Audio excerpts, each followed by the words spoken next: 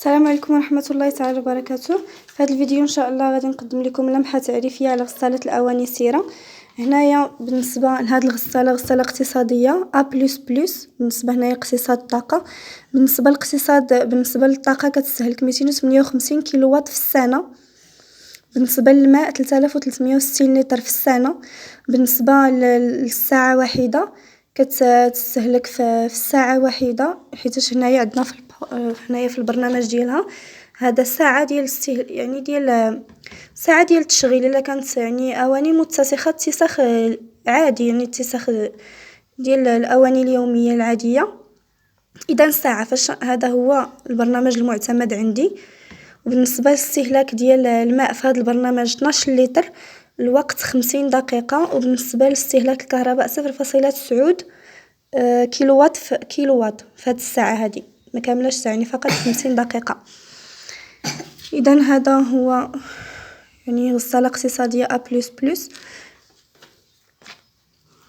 يعني تقريبا هنايا فاش نستخدموا هذا البرنامج هذا بالنسبه لشهريا، يعني ما غاديش الا كنا كنستخدموا الغساله فقط مره واحده في اليوم، تقريبا شهريا غادي تكون تقريبا 30 درهم فاش حسبتها حسب الورقه ديال الكهرباء. 30 درهم تقريبا ديال الاستهلاك في الشهر، يعني هذا على حسب المتوقع انا الا شريتها.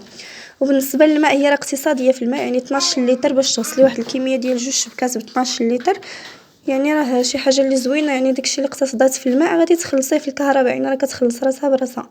بالنسبه لهذا البرنامج هذا هو برنامج 65 درجه في الحراره، هنا 50 درجه و50 دقيقه، هنا 65 درجه. بالنسبه للوقت تقريبا ساعه ونصف.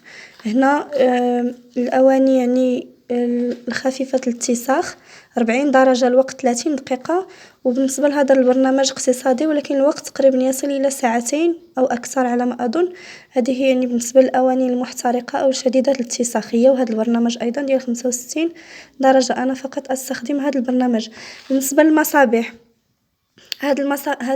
المصابيح لديه يعني ثلاثه المعاني. كاين معنى على ان المراحل التي تمر بها الغساله بالنسبه لهادو، وبالنسبه لهادو يعني ماشي زعما كاين شحال ديال الوقت تخدم الغساله، لا، فقط يعني برنامج. مثلا فاش كنضغط هنا الوقت، الا ضغطت مره واحده كتشعل لي هذه، يعني الغساله لن تشتغل الا بعد 3 ساعات. مثلا كان عندي الماء مقطوع اولا شي حد ناعس وانا بغيت نخرج، ولا كندير لها بروغرام مورا 3 سوايعات كتخدم اوتوماتيك.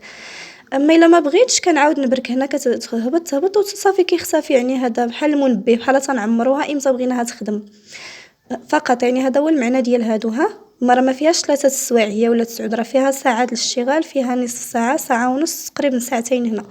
وبالنسبه عاوتاني كيعني فاش كتكون الغساله عندي خدامه، كيعني ليا هنا باللي راه هنايا عندي الغسل والتشلال ديال الاواني، هنا تجفيف الاواني، هنا الانتهاء فاش يوضع عندنا هذا المصباح، يعني الغساله انتهت.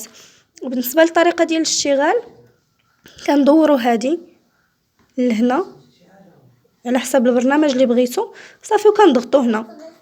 فاش نضغطوا هنايا يعني كنديروا يعني ستار تشغيل صافي، كتخدم لينا الغساله. وبالنسبه عاوتاني الا بركنا عليه، الا بغينا نوقفوا الغساله ونسينا شي حاجه بغينا نضيفوها، واخا ما كنصحش هكاك، حيت شي مره كاين شي نساء كيتشكاو من ديك الطريقه، حيت ما تخليش الغساله تخدم مزيان. وبالنسبه هذا كما قلت لكم، اما تنبيه اولا كنعمروا الغساله امتى بغيناها تخدم، اولا كنديروا نصف حموله. هنايا بغينا كنقولوا الغساله راه غير نص شبكه، غير شبكه واحده، يعني غير فقط هذه اللي ممتلئه. يعني هنايا كتزيد تقتصد لينا هي في الماء وفي الكهرباء. كنبقاو ضاغطين واحد 2 ولا 3 ثواني باش نفعلوا هذا البرنامج. وهذا البرنامج هذا كنخدموه مع هذا ولا مع داكشي اللي بغينا. المهم حنا كنقولوا الغساله باللي فقط عندنا اواني غير في سله واحده باش تزيد تقتصد في الماء وفي الكهرباء. اذا هادشي اللي كاين. كنتمنى تكونوا استفدتوا من هذا الفيديو. وفيديو اخر ان شاء الله غادي ندير لكم تطبيقي الاواني، راني موجداهم، الطريقه ديال تستافد الاواني والتشغيل ديالها بطريقه عمليه. كنتمنى تكونوا استفدتوا من الفيديو. اللي بغى يتوصل بالجديد يضغط على زر الاشتراك بالاحمر ويفعل الجرس باش يوصل بكل جديد.